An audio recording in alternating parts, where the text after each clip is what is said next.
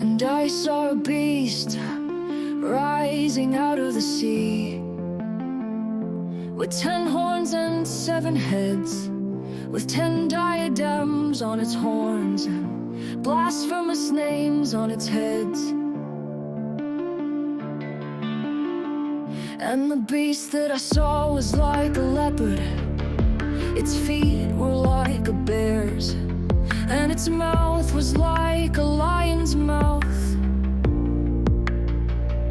And to it the dragon gave his power and his throne and great authority. One of its heads seemed to have a mortal wound, but its mortal wound was healed.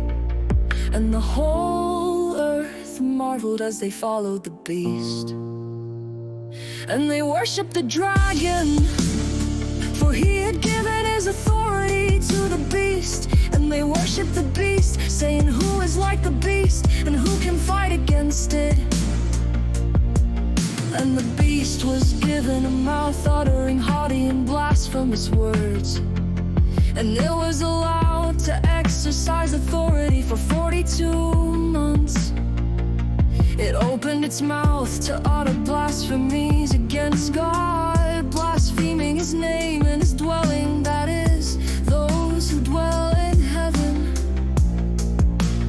Also, it was allowed to make war on the saints and to conquer them, and authority was given it over every tribe and people and language and nation. And all who dwell on earth will worship it, everyone whose name has not been written before the foundation of the world in the book of life of the Lamb who was slain. If anyone has an ear, let him hear.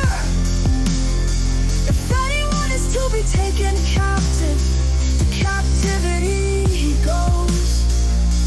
If anyone is to be slain with the sword must he be slain. Here is a call for the endurance and faith of the saints. Then I saw another beast rising out of the earth. It had 2 horns like a lamb, and it spoke like a dragon. It exercises all the authority of the first beast in its presence, and makes the earth and its inhabitants worship the first beast, whose mortal wound was healed. It performs great signs, even making fire come down from heaven to earth in front of people.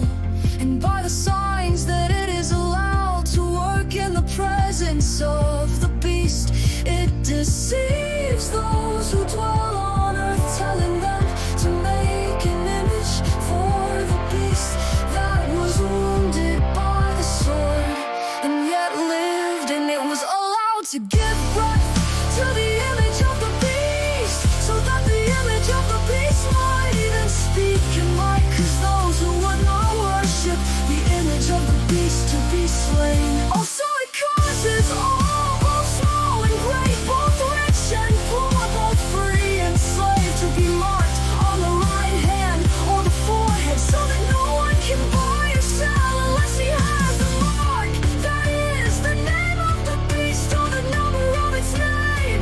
This calls for wisdom. Let the one who's understanding calculate the number of the beast, for it is the number of a man, and his number is 666.